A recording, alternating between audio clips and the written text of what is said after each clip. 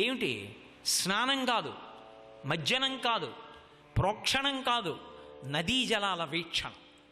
అలా వెళ్ళి ఓసారి నది వంక చూసి వచ్చేస్తే చాలు. అందుకే నర్మద లాంటి నది లేదు అన్నారు. నర్మద నర్మదయే. నర్మదకి సాటి చెప్పడం చాలా కష్టం, అంత అద్భుతమైనది. అయితే మీరు ఒక్కటి గమనించవలసి ఉంటుంది. నువ్వు మరి ఏ రోజు చెప్తే ఆ రోజే ఆ నదితో పోల్చడం కష్టం అంటావు ఎలా అని. అంటే మీరొక్కటి గమనించాలి. ఏ నదికి ఆ నదికి పోలిక లేదు అంటే అన్ని గొప్ప నదులకు వారసులం మనం. అప్పుడు పరమ సంతోషం పొందవలసిన వాళ్ళం ఎవరం? మనం.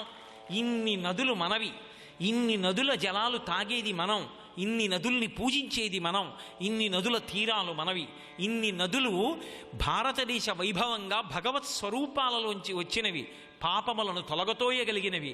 అటువంటి సనాతన ధర్మంలో పుట్టి అటువంటి నదులకు నమస్కరించి నదుల యొక్క స్తోత్రాలు విని చదవగలిగినటువంటి స్థితిలో నాకు జన్మనిచ్చినటువంటి ఓ ఈశ్వరా, నీకు అనేకానేక నమస్కారములు. అందుకే నర్మద యొక్క గొప్పతనం గురించి శంకర భగవత్పాదాచార్య స్వామి వారు ఒక మాట చెప్పారు. ఆయన అన్నారు, విరించి విరించి విష్ణు శంకరస్య స్వకీయ ధామ వర్మదే అని తదీయ పాద పంకజం నమామి దేవి నర్మదే అన్నారు. అన్ని నదులు భగవంతుడికి నమస్కారం చేస్తాయి, అధిష్టాన శక్తులు. ముగ్గురు మూర్తులు కూడా ఎవరికి నమస్కారం చేస్తారంటేట వచ్చి నిలబడి నమస్కారం చేసి తేజస్సు మాకు కావాలి అని అడిగి, ఆ నది యొక్క అధిష్టాన దేవతానుగ్రహంగా తేజస్సు ఎవరు పొందుతారు అంటే సాక్షాత్తుగా విరించి విష్ణు శంకర స్వకీయ ధామ వర్మదే అన్నారు. విరించి అంటే బ్రహ్మగారు, విష్ణు శంకర ముగ్గురు మూర్తులు, సృష్టికర్త స్థితికర్త ప్రళయకర్త అయినటువంటి బ్రహ్మ విష్ణు మహేశ్వరులు కూడా తమ శక్తిని ఎక్కడ నుంచి పొందుతున్నారు అంటే నర్మదా నదీ తీరంలో నమస్కరించి నర్మద యొక్క అనుగ్రహంగా పొందుతున్నారు. వీళ్ళు ముగ్గురే అనుకుంటున్నారేమో. ప్రతిరోజు సూర్య భగవానుడు కూడా నమస్కరించేది ఎవరికి అంటే నర్మదా నదికి నమస్కరిస్తాట. వేళ తప్పకుండా ఈ భూమండలం చుట్టూ తిరిగొచ్చి కర్మఫల ప్రదాతనై కర్మలకు సాక్షినై నిలబడగలిగినటువంటి శక్తిని అనుగ్రహించమని సూర్యుడు నమస్కరించేది నర్మదా నదికి. అటువంటి నర్మదా నది దగ్గరికి వెళ్ళడం, అటువంటి నర్మదలో స్నానం చెయ్యగలగడం ఎంత అద్భుతమైనటువంటి విశేషమో మీరు ఆలోచన చెయ్యండి. అందుకే శంకరులు నర్మదా నది వైభవం గురించి చెప్తూ ఓ మాట అంటారు. అది ఏమి చెయ్యగలదు అంటే తతస్థు జీవ జంతు, కేవలం ఏదో మనుష్యులకు మాత్రమే కాదు, అది సమస్తమైనటువంటి జీవులకు జంతువులకు అన్నిటికీ కూడా తతస్థు జీవ జంతు తంతు భుక్తి ముక్తిదాయకం అంటారు. అన్నం పెట్టాలి అంటే ఈ లోకంలో అన్నాన్ని పెట్టగలిగిన అన్నపూర్ణ స్వరూపంగా ఉండేది ఎవరు అంటే నర్మదా నదియే. ఒకరికి కాదు. తతస్థు జీవ జంతు తంతు భుక్తి ముక్తిదాయకం. భుక్తినివ్వాలన్నా అన్నం పెట్టాలన్నా నర్మదకే చెల్లింది. అన్నం తిని శరీరం పెరగడం కాదు, దీన్ని అన్నవికారం అంటారు. జ్ఞాన వైరాగ్యములనిచ్చి చిట్ట చివర మోక్షం పొందేటట్టుగా భక్తితో కూడినటువంటి కర్మాచరణం చేసి ఆ కర్మాచరణము చేత ప్రీతి పొందినటువంటి భగవంతుని యొక్క అనుగ్రహ విశేషముగా చిత్తశుద్ధిని పొంది ఆ చిత్తశుద్ధి పాత్రతగా నిలబడితే ఆ పాత్రత కారణముగా జ్ఞాన ప్రసరణమై ఆ జ్ఞానము వలన మళ్ళీ పుట్టవలసిన అవసరం లేని పునరావృత్తి రహిత శాశ్వత శివ సాయుధ్య స్థితిని పొందడానికి కావలసినటువంటి స్థితికి ఆనుకూల్యతని ఇవ్వగలిగినటువంటి అధిష్టాన దేవతా స్వరూపం కలిగినటువంటి ప్రవాహము ఉన్న నది నర్మదా నది. అందుకని తతస్థు జీవ జంతు తంతు భుక్తి ముక్తిదాయకం అంటారు. అది ఒక పాపాన్ని కాదు, ఇన్ని పాపాల్ని తీయగలదు అంటే శంకరులు 3 మాటలు లక్ష శబ్దం వేశారు. అలక్ష లక్ష లక్ష కోటి లక్ష పాప నిర్మూలనం. ఎన్ని లక్షల లక్షల లక్షల పాపములైనా సరే నర్మదా నది అలా వెళ్ళి నిలబడి భక్తితో నమస్కారం చేసి, ఇక్కడ మీరు ఒక విషయాన్ని ఎప్పుడూ జ్ఞాపకం పెట్టుకోవాల్సి ఉంటుంది. పాపాలు చేస్తూ ఉండడం నర్మదా నదికి వెళ్ళి నమస్కారం చేస్తూ ఉండడం కాదు. ఇక ఎప్పుడూ పాపము చెయ్యవలసిన అవసరం లేకుండా నా బుద్ధికి ధర్మమునందు అనురక్తిని కటాక్షించు, నాకు ధార్మికంగా బతకడంలో తృప్తి కలిగేటట్టుగా చెయ్యమ్మా, తప్ప వస్తూ ఉండడం, నీలో స్నానం చేస్తూ ఉండడం, పాపాలు పోగొట్టుకుంటూ ఉండడం, మళ్ళీ వెడుతూ ఉండడం, సుఖాలు పొందుతూ ఉండడం, మళ్ళీ వస్తూ ఉండడం, మళ్ళీ స్నానం చేస్తూ ఉండడం, ఏనుగు గంగానదిలో స్నానం చేసి బయటికి వచ్చి మళ్ళీ ఇసుక తీసి మీద పోసుకున్నట్టుగా బ్రతకడం కాదు.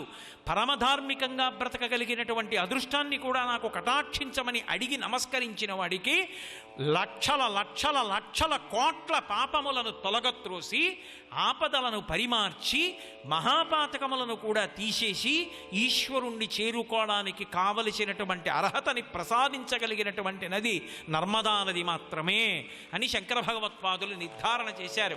అంత పరమాద్భుతమైనటువంటి నది ఆ నర్మదా నది. అటువంటి నర్మదా నది ఒడ్డున మాంధ్రాత్రిపురంలో ఆయన మహాద్భుతమైనటువంటి తపస్సు చేశాడు. నేను మళ్ళీ మళ్ళీ మళ్ళీ మళ్ళీ మీతో మనవి చేస్తున్నా, ఒక్క నర్మదా నది తీరానికి వెళ్ళి నిలబడడం, నర్మదా స్నానం చెయ్యడము అంటే కొన్ని కోట్ల మంది దేవతలు, కిన్నెరులు, రాక్షసులు వీళ్ళందరూ తిరుగాడి పూజలు చేసేటటువంటి ప్రాంగణాన్ని మన కాలుతో తొక్కడమే. సాక్షాత్తు పరమశివుని యొక్క శరీరంలోంచి వచ్చినటువంటి ప్రవాహంలో గ్రుంకులేయడమే.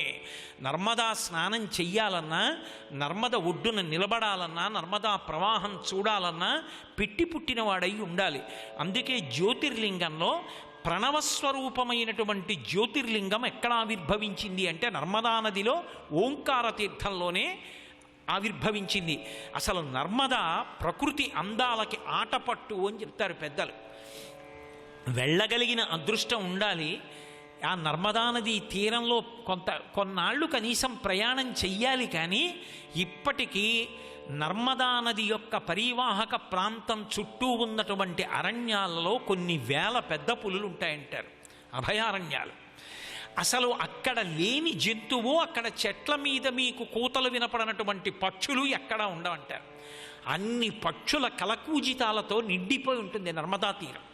అంతమంది దేవతల సమూహాలతో నిండిపోయి ఉంటుంది.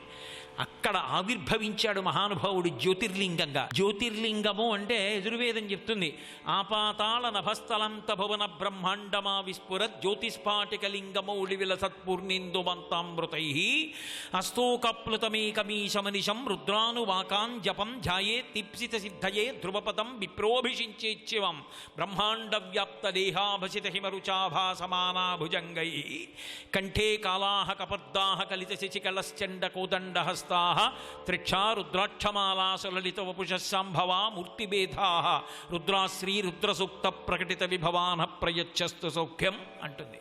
ఆ పాతాళ నభస్థలంత భవన బ్రహ్మాండమా విస్ఫురత్. పాతాళం కన్నా కింద నుంచి ఈ బ్రహ్మాండపు పై అంచుని భేదించి పై వరకు పెరిగిపోయినటువంటి బ్రహ్మాండమైన జ్యోతిర్లింగము. జ్యోతిర్లింగం అంటే అర్ధరాత్రి వేళ ఆవిర్భవిస్తుంది.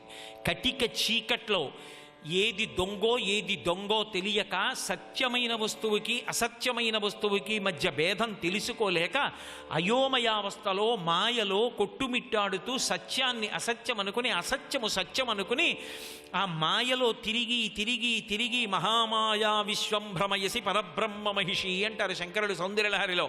అలా మాయలో కొట్టు మిట్టాడి మళ్ళీ పుట్టి మళ్ళీ చచ్చి, మళ్ళీ పుట్టి మళ్ళీ చచ్చి, ఒకనాడని కాకుండా ఎన్ని రోజులైనా సరే, ఎన్ని కాలముల యందు పొద్దున్న పోరాడాడో, మధ్యాహ్నం పోరాడాడో, సాయంకాలం పోరాడాడో, రాత్రి పోరాడాడో, ప్రదోష వేళలో పోరాడాడో, మృత్యువుతో పోరాడి శరీరం విడిచిపెట్టి శరీరం పొందుతూ జనన మరణ చక్రమునందు తిరిగేటటువంటి మనుష్యునకు జ్ఞానమును అనుగ్రహించగలిగిన స్థితిలో ఆవిర్భవించినటువంటి లింగమే జ్యోతిర్లింగము. అందుకే జ్యోతి అంటే దీపం. ఆ లింగము జ్యోతిర్లింగం అంటే జ్ఞానప్రదాత. జ్ఞానమే ఇవ్వగలిగిన వాడు లోకంలో ఇవ్వలేనిదన్నది లేదు. అందుకే కామకోటి అంటారు. కామకోటి అంటే కోటి అంటే హద్దు. నువ్వేమడుగుతావు అడుగు. జ్ఞానము నుండి ఆ తల్లి ఇవ్వలేనిది లేదు, ఏదైనా ఇస్తుంది. అందుకే కామకోటి, కోరికలకి చిట్ట చివరి హద్దు ఆవిడ. అంతకన్నా దాటి అడగగలిగినది ఇవ్వగలిగినది ఇంకొకరు లేరు. అటువంటి వాడు పరమశివుడు. అటువంటి పరమశివుడు ప్రణవస్వరూపుడు. ఓంకారం ఆయన రూపంగా ఉంటుంది. ఆయన నుండే ప్రణవం ఆవిర్భవించింది. ఆ ప్రణవం నుండే సమస్త శాస్త్రములు వచ్చాయి. అటువంటి అన్నిటికీ ఆది అయినటువంటి ప్రణవస్వరూపంగా ఓంకార రూపంగా మాంధాతృపురంలో నర్మదా నదీ తీరంలోనే పర్వత శిఖరం మీద విలిసి ఉన్నటువంటి వాడు మహానుభావుడైనటువంటి పరమశివుడు. శ్రీకృష్ణ పరమాత్మ చేత శాపోపహతుడయ్యాడు అశ్వత్థామ, చిరంజీవిగా ఉంటాడు. కానీ ఉద్రేకంతో ఆనాడు పాండవుల యొక్క కుమారులైనటువంటి ఉపపాండవులందరినీ కూడా ఒకే రాత్రి భయంకరంగా కంఠాలు కోసి తెగటార్చాడు. ఏడిచింది మహాతల్లి ద్రౌపదీదేవి. ఉద్రేకంబునరారు శస్త్రధరులై యుద్ధావనింలేరుకించి ద్రోహంబును నీకు చేయరు బలోచ్చేకంబునం చీకటిన్ భద్రాకారుల చిన్నిపాపల రణ ప్రౌఢ క్రియాహీనులన్ నిద్రాసక్తుల సంహరింపనకట నీ చేతులిట్లాడెనో అని అడిగింది. అలా ఇంతమందిని చంపేస్తే చిరంజీవివైనా ఉగ్రస్వరూపంతో తిరుగుతావని చెప్పి శాపమిచ్చాడు కృష్ణ పరమాత్మ. ఉగ్రస్వరూపంతో తల మీద మణి లేకుండా అశ్వత్థామ నర్మదా నదీ తీరంలో ఉన్నటువంటి ఘోరారణ్యములలో తిరుగుతూ ఉంటాడని, కొంతమంది కిరాత జాతికి చెందినవారు ఈగలు ముసిరినటువంటి అశ్వత్థామ తలతో వెడుతూ ఉండగా చూసిన వాళ్ళు ఉన్నారని కూడా చెప్తారు. కార్తీక పౌర్ణమి నాడు నర్మదా తీరంలో ఉండేటటువంటి ఓంకారేశ్వరం పక్కనున్న క్షేత్రాల్లో అత్యద్భుతమైనటువంటి ఉత్సవాలు జరుగుతాయి. ఉత్సవాలకి ఆటపట్టు నర్మదా నది, దీపోత్సవాలకి ఆటపట్టు నర్మదా నది. సమస్తమైనటువంటి వారికి, అందుకే శంకరాచార్యులు వారు స్తోత్రం చేస్తారు, బాహ్లికులు కిరాతులు దగ్గర నుంచి నర్మదా నదీ తీర ప్రాంతంలో నివాసం చెయ్యని వాళ్ళు, ఆరాధనలు చెయ్యని వాళ్ళు ఉండరు. సమస్త ఆరాధనలకి ఆయువు పట్టేది అంటే నర్మదా నది. పశ్చిమాభిముఖంగా ప్రవహించి చిట్ట చివర అరేబియా మహాసముద్రంలో కలిసిపోతూ ఉంటుంది. అంత అద్భుతమైనటువంటి స్థితి కలిగినటువంటి నర్మదా నది ఏది ఉన్నదో దాన్ని జీవితంలో తప్పకుండా ఒక్క పర్యాయమైనా సరే వెళ్ళి దర్శనం చేసి స్నానం చెయ్యాలి. అటువంటి నర్మదా నదీ తీరంలో కోరి కోరి మహాత్ములందరూ సేవించారు. ఎందుకంటే అక్కడికి వెళ్ళి సేవిస్తే తప్ప ఏ కోణంలో వెళ్ళిన వాళ్ళైనా సరే పూర్ణత్వాన్ని పొందలేదు. రంతిదేవుడు కోరి కోరి ఆ నర్మదా నదీ తీరాన్ని సేవించాడు. సేవించిన కారణం చేతనే అద్భుత తేజస్సుని పొంది శంకరాచార్యుల వారు నర్మదాష్టకంలో స్తోత్రం చేస్తారు. రంతిదేవుడిని ఆశ్రయించాడమ్మా అన్నారు. దానం చెయ్యడం కాదు, దానము ద్వారా తరించినవాడు రంతిదేవుడు. అందుకే తన జీవితంలో 40 రోజుల పైచిలకు అన్నం నీళ్లు లేకుండా ఉన్నాడు మహారాజు అయినా కూడా. ఎవరో ఆఖరికి అయ్యయ్యో పాపం ఇలా ఉండిపోయాడని ఒక పాత్రతో పాయసం కొన్ని మంచినీళ్లు తెచ్చిచ్చారు. ఇలా తినబోతున్నాడు. అవతల వాళ్ళు అడిగారని పెట్టడం కాదు, అవతలవాడు విష్ణు స్వరూపంలో వచ్చాడు. నేను తింటే ఉంది శరీరం పడిపోతుంది, కానీ పరమేశ్వరుడికి పెట్టి బ్రతికినదేదో అది బ్రతుకని నమ్మాడు. ఎదురుగుండా వచ్చినటువంటి వాడు ఆకలి అన్నాడు, పాయసం పెట్టేశాడు. మళ్ళీ ఎవరో వచ్చాడు, ఇంకొంత పాయసం పెట్టేశాడు. అయిపోయింది పాయసం, మంచినీళ్ళున్నాయి. ఆ నీళ్లు కంఠంలో పోసుకోబోతున్నాడు. గబగబా ఒక వ్యక్తి వచ్చాడు. అయ్యా ఎంతో ఆకలితో ఉన్నాను, పట్టాడు అన్నం పెట్టమన్నాడు. రంతిదేవుడు ఒక మాట అన్నాడు. అసలు ఆ పద్యం పోతన గారికి అలా పడింది. అన్నము లేదు. ఎంత బాధపడ్డాడో, ఈ నీళ్లు కూడా తాగనివ్వవా అనలేదు. అయ్యో ఆకలితో ఉన్నావు, పెట్టడానికి అన్నం లేదు. ఎంత దురదృష్టం. ఇది ఆయన బాధ. అయ్యో నేను అన్నం తినలేదు, పాయసం తెచ్చిస్తే తిందామంటే పట్టుకుపోయారు, మంచినీళ్ళు కూడా తాగనివ్వవా అనాలి. అలా అనలేదు. అన్నము లేదు, కొన్ని మధురాంబువులున్నవి, త్రావుమన్నా రావన్నా ఆపద కలిగిన ఎల్ల ప్రాణులకు ఆపద తీర్చుట కంటే ఒండు మేలున్నదే, నాకు దిక్కు పురుషోత్తముడొక్కడే సొమ్ము పుల్కసా అన్నాడు. నా దగ్గర అన్నం లేదయా, కొన్ని మధురాంబువులున్నవి, తీయటి నీళ్లున్నాయి, త్రావుమన్నా రావన్నా. ఆ పిలవడంలో వ్యగ్రత లేదు, నాకు నీళ్లు కూడా లేకుండా పోయాయన్న బాధ లేదు. ఒక్క పద్యంలో ఎంత పరకాయ ప్రవేశం చేసి ఆవిష్కరించారో పోతనగా. మంగళవారం కుజుడికి ప్రీతి, సుబ్రహ్మణ్యుడికి ప్రీతి, దుర్గాదేవికి ప్రీతి, హనుమకి ప్రీతి. అది అంత గొప్ప వారం. ఉపాసనకి సంబంధించినంత వరకు నిజానికి మంగళవారం చాలా మంచిది. ప్రయాణానికంటే పొద్దున కుజహోరం ఉంటుంది కాబట్టి పక్కన పెట్టండి అంటాం, కానీ ఇతరత్ర విశేషాలకి సంబంధించి మంగళవారం అంటే చాలా సంతోషదాయకమైనటువంటి వారం. అటువంటి మంగళవారం నాడు ప్రతిరోజు ఏ నది నీళ్లు తాగి బ్రతుకుతున్నామో, ఏ నది యొక్క ప్రవాహము వలన పంటలు పండితే ఆ పంటలు తిని బ్రతుకుతున్నామో, అన్నవికారమైనటువంటి ఈ శరీరం 6 అడుగులు పెరిగింది అంటే ఏ నది యొక్క నీటి అనుగ్రహం చేత ఇంత పెరిగిందో, ఏ నది నీరు తాగి దాని యొక్క అనుగ్రహం చేత ఈ ప్రవచనాలు చెయ్యగలుగుతున్నామో అటువంటి నదీమ తల్లిని గురించి స్మరించగలగడం నిజంగా చాలా ఈశ్వరానుగ్రహ సంబంధమైనటువంటి విశేషం. అది ఏదో మనం చేకూర్చుకుంటే అలా ఏర్పాటు చేసుకోవడం చాలా కష్టం. అది ఈశ్వరానుగ్రహం ఉన్ననాడు అలా మనం సంకల్పం చేయకపోయినా అవి ఫలవంతములయ్యేటట్టుగా అలా కలిసి వస్తాయి. నేను ఎవరి మనసో కష్టపెట్టాను అనుకోండి, ఈ జన్మలో నా మనసు కష్టపెట్టబడాలి. నేను గత జన్మలో ఎవరి మోకాలు మీదో కొట్టాననుకోండి, ఈ జన్మలో నా మోకాలు నెప్పెట్టాలి. గత జన్మలో నేను ఎవరికో తాపం కలిగేటట్టుగా ప్రవర్తించాననుకోండి, ఈ జన్మలో నాకు జ్వరతాపం కలగాలి. గత జన్మలలో చేసుకున్నటువంటి పాపాన్ని అనుభవించి పోగొట్టుకోవడానికి పరమేశ్వరుని చేత ఈయబడినటువంటి పరమాద్భుతమైనటువంటి ఉపకరణము శరీరము. అలాగే గత జన్మలలో చేసుకున్నటువంటి పుణ్యములు కూడా క్షయమైపోవాలంటే సుఖరూపంలో అనుభవించడానికి మళ్ళీ శరీరమే అవసరం. అందరూ రోహిణీ కార్తెలో వేడిలో కొట్టుకుంటుంటే ఒక్క ఆయన మాత్రం చల్లగా తనకి కావలసినటువంటి ఉష్ణోగ్రత పెట్టుకుని హాయిగా ఉంటాడు. అలా సుఖపడాలి అంటే శరీరం ఒకటి ఉండాలి కదా. అలా సుఖపడడంలో గత జన్మలలో చేసుకున్న పుణ్యం క్షయం అయిపోతూ ఉంటుంది. ఇప్పుడు సుఖము దుఃఖము అనేటటువంటి రెండిటినీ అనుభవించడం ద్వారా గత జన్మలలో చేసుకున్న పాపపుణ్యములను పోగొట్టుకోవడానికి శరీరం ఇవ్వడానికి అలవాటు పడిపోయినటువంటి వాడు ఈశ్వరుడు. మళ్ళీ దీంతోటే 3 రకములైన పుణ్యం కూడా చేసుకోవాలి. మానసిక పుణ్యం, ఏ మనసుతో తప్పు ఆలోచనలు చేశామో అదే మనసుతో మంచి ఆలోచనలు చెయ్యాలి. ఏ శరీరముతో తప్పు పనులు చేశామో ఆ శరీరంతోనే మంచి పనులు చెయ్యాలి. ఏ భగవంతుడిచ్చినటువంటి వాక్కు ఇతరులు బాధ పెట్టడానికి ఉపయోగించామో అదే వాక్కుని 10 మంది యొక్క మనశ్శాంతి కొరకు ఉపయోగించాలి. ఇప్పుడు మనోవాక్కాయ కర్మములనబడేటటువంటి 3 రకములైనటువంటి పుణ్యములను చెయ్యడానికి వీలైనటువంటి రీతిలో ఆ 3 పుణ్యములు చెయ్యడానికి అవసరమైనటువంటి ఉపకరణముల యొక్క సంఘాత రూపంలో మళ్ళీ ఈ శరీరాన్ని ఈశ్వరుడు ఇస్తూ ఉంటాడు. ఇన్ని కారణముల చేత శరీరాన్ని ఇచ్చే పరమాత్మ విసిగెత్తిపోతాట. ఎన్నేళ్ళు కొన్ని కోట్ల కోట్ల కోట్ల జీవుల్ని సృష్టించినా ఎప్పుడూ గత జన్మలో చేసుకున్న పాపపుణ్యాలని దృష్టిలో పెట్టుకుని శరీరాలు ఇవ్వాలి. అలా కాదు, అసలు గత జన్మలలో చేసుకున్న పాపపుణ్యాలు ఏవీ లేకపోయినా ఒక శరీరాన్ని పొంది పుట్టుకతోనే ఏమీ అనుభవించడానికి లేవు కాబట్టి మహాజ్ఞాని అయినటువంటి వాడిని ఒకడిని సృష్టించి నేను సంతోషించాలి అని ఒకప్పుడు 2 సృష్టించాడు ఆయన. ఒకరు వామదేవుడు, శంకర భగవత్పాదుల బ్రహ్మసూత్ర భాష్యంలో చెప్తారు. ఒకరు వామదేవుడు, ఒకరు శుకబ్రహ్మ. వీళ్ళిద్దరూ కూడా కారణజన్ములు, వాళ్ళు పుట్టుకతో జ్ఞానులు. అటువంటి వాళ్ళని 2 సృష్టించాడు. అలాగే బ్రహ్మగారు తన సృష్టి పట్ల తాను వైముఖ్యం పొందుతుంటాడు ఒక్కొక్కసారి. అలా ఎప్పుడు వైముఖ్యం పొందాడు అంటే శ్రీ మహావిష్ణువు మోహినీ రూపాన్ని పొందినప్పుడు పొందాడు.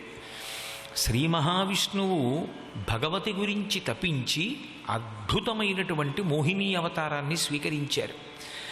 ఆ మోహినీ స్వరూపం చేత దేవతల్ని రాక్షసుల్ని కూడా భ్రాంతిలో ముంచి అమృతము ఎవరికి అందితే ధర్మం నిలబడుతుందో అటువంటి దేవతలకి అమృతం అందేటట్టుగా ప్రయత్నించారు. ఇంత గొప్ప రూపాన్ని నా సృష్టిలో నేను తీసుకురాలేకపోయాను, పరితపించాడు బ్రహ్మగారు. అందుకే మోహినీ రూపం ఎంత సౌందర్యవంతమో అంతటి సౌందర్య రాశిని సృష్టిస్తాననుకున్నాడు. ఆయన ఎంతో కష్టపడి కష్టపడి కష్టపడి తపించి సృష్టించినటువంటి అద్భుత సౌందర్య రాశి అహల్యామాత. అంత గొప్ప స్త్రీని సృష్టించడం ఒకెత్తైతే ఇప్పుడు ఆమె పుట్టిన దగ్గర నుంచి కూడా ఆమె మాకు కావాలి అని వెంటపడేవాళ్ళు కూడా అంతమంది బయలుదేరారు.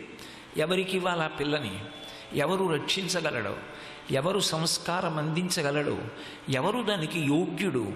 ఇంత అందమైన పిల్లని తీసుకెళ్ళి ఆయన దగ్గర పెట్టినా కూడా ఆయనకి అన్యమైన భావన మనసులో కలగకుండా చతుర్ముఖ బ్రహ్మగారి యొక్క మానసపుత్రి అయినటువంటి ఈ పిల్లకి సంస్కారము నేర్పడం వినా మనసులో వీరొక కదలిక లేకుండా ప్రవర్తించగలిగిన వాడెవరు అని చూశాడు. గౌతమ మహర్షి ఆయన దృష్టికి గోచరించాడు. గౌతముని యొక్క గొప్పతనం చెప్పడానికి ఈ సందర్భం ఒక్కటి చాలు. అటువంటి గౌతమ మహర్షికి ఈ పిల్లనప్పజెప్పాడు. పెళ్లి చేయలేదు, పిల్లనప్పజెప్పాడు. నీ దగ్గర నీ ఆశ్రమంలో ఉంచుకుని నీ శుశ్రూష చేయించుకో. మహాత్ముల యొక్క శుశ్రూష ఉత్తినే పోతుందని మీరు అనుకోకండి. కాశీపట్టణంలో చింతామణి గణపతి దేవాలయాన్ని నిర్వహణ చేసేటటువంటి అన్నదమ్ములు ఉన్నారు. అందులో పెద్ద ఆయనకి పుట్టినప్పుడు మాటలు సరిగ్గా రాలేదు. పెద్దవాడు అవుతున్నాడు, మాట రావట్లేదు. ఎలా మాట వస్తుంది అని పరితపించారు. ఎవరో ఒక మహాత్ముడు చెప్పాడు. శృంగగిరి పీఠాధిపత్యంలో ఉన్నారప్పుడు అభినవ విద్యాతీర్థ మహాస్వామి వారు. ఆ మహాస్వామి వారి దగ్గరికి తీసుకెళ్ళి విడిచిపెట్టేయండి. ఈ పిల్లవాడు మీకు శుశ్రూష చేస్తాడు అని చెప్పండి. మీరు ఎందుకు తీసుకెళ్లారో ఆయన గ్రహించగలరు. తీసుకెళ్ళి విడిచిపెట్టేయండి అన్నారు. అభినవ విద్యాతీర్థ మహాస్వామి వారికి శుశ్రూష చేసేవాడు. ఆయనకి మాటలు వచ్చేసాయి. ఇవి పరమసత్యములు, ఇవేమీ అభూత కల్పనలు కావు. ఇప్పటికే ఆయన కాశీపట్టణంలో ఉన్నారు. మీరు వెళ్ళి ఆయనతో మాట్లాడచ్చు కూడా. మహాత్ముల సేవ ఉత్తినే పోదు. అందుకే గౌతముని యొక్క సేవ యందు వినియోగించాడు బ్రహ్మగారు అహల్యామాతను. ఆమె గౌతమ మహర్షిని సేవిస్తోంది. ఇలా కాలం గడుస్తుండగా ఆమె యవ్వనంలోకి ప్రవేశించింది. కాబట్టి ఇప్పుడు ఆమెకి వివాహం జరగాలి. అది గమనించినటువంటి గౌతముడు ఆ పిల్లని తీసుకొచ్చి బ్రహ్మగారికి అప్పచెప్పేశాడు. ఈమె యవ్వనంలో ఉంది కాబట్టి ఇప్పుడు ఈమెకు వివాహం జరగాలి. తండ్రివి నీవు కనుక యోగ్యుడైనటువంటి వరుణ్ణి నువ్వు నిర్ణయం చెయ్యాలి. చేసి ఈమెకు తగినటువంటి వరుణ్ణి చేకూర్చి దాంపత్య జీవనంలో గృహస్థాశ్రమంలో ప్రవేశపెట్టమన్నాడు. ఎప్పుడైతే అహల్యకి వివాహం సంకల్పం జరిగింది అని తెలిసిందో ఇంద్రాది దేవతలందరూ కూడా వచ్చారు. అందరూ వచ్చారు. ఆమె మాకు కావాలి అనుకున్నారు. అడిగారు బ్రహ్మగారిని. మనకి ఏదో అర్థం లేని రీతిలో రావు కావ్యాలు కానీ పురాణాలు కానీ మహాత్ముల జీవిత చరిత్రలు కానీ. స్వర్గలోకాధిపతి అయినటువంటి ఇంద్రుడు దానికి తగినటువంటి ప్రకాశంతో ఉంటాడు. కన్నెపిల్ల మనస్సు ఆమె ఇంద్రుణ్ణి చూసింది. ఇంద్రుణ్ణి చూసి ఆమెకి ఇంద్రుడికి భార్య కావాలి అని మనసులో యథార్థమునకు చిన్న కోరిక కలిగింది. కానీ పిల్ల మనసు తండ్రి ఎరగలేదు. ఎరగకుండా నిర్ణయం చేశాడు. ఆయన ఇంతమంది వస్తే ఎవరికి పిల్లనివ్వాలి? ఎవరికి ఏ కారణం చేత స్వతంత్రించి తాను నిర్ణయం చేసి పిల్లనిచ్చినా మిగిలిన వాళ్లతో వైముఖ్యం తెచ్చుకోవాలి. ఎందుకు వచ్చిన ఇబ్బంది? ఆయన అన్నాడు, ఒక పరీక్ష పెట్టాడు. ఎవరు భూప్రదక్షిణం చేసి తొందరగా వస్తారో వారికి ఈ పిల్లనిచ్చి పెళ్లి చేస్తానన్నాడు. అమ్మ నీ మనసేమి? ఆయన అడగలేదు. అందరూ దేవతలు తమ తమ వాహనములనెక్కి భూప్రదక్షిణానికి వెళ్ళిపోయారు. గౌతమ మహర్షి అక్కడి నించున్నాడు. ఆయన కూడా గృహస్థాశ్రమంలోకి వెళ్ళవలసిన వాడేగా. ఆయన ఎదురుగుండా ఒక గోవు కనపడింది. ఆయన గోవుకి ప్రదక్షిణం చేసి బ్రహ్మగారికి వచ్చి నమస్కారం చేశాడు. అందరికన్నా భూప్రదక్షిణం చేసినటువంటి ఫలితం, ముందుగా తిరిగి వచ్చినటువంటి ఫలితం గౌతమ మహర్షికి వచ్చింది. ఒక గోవు సృష్టిలో అంత గొప్ప ప్రాణి. సర్వం శ్రీ ఉమామహేశ్వర పరబ్రహ్మార్పణమస్తు. స్వస్తి.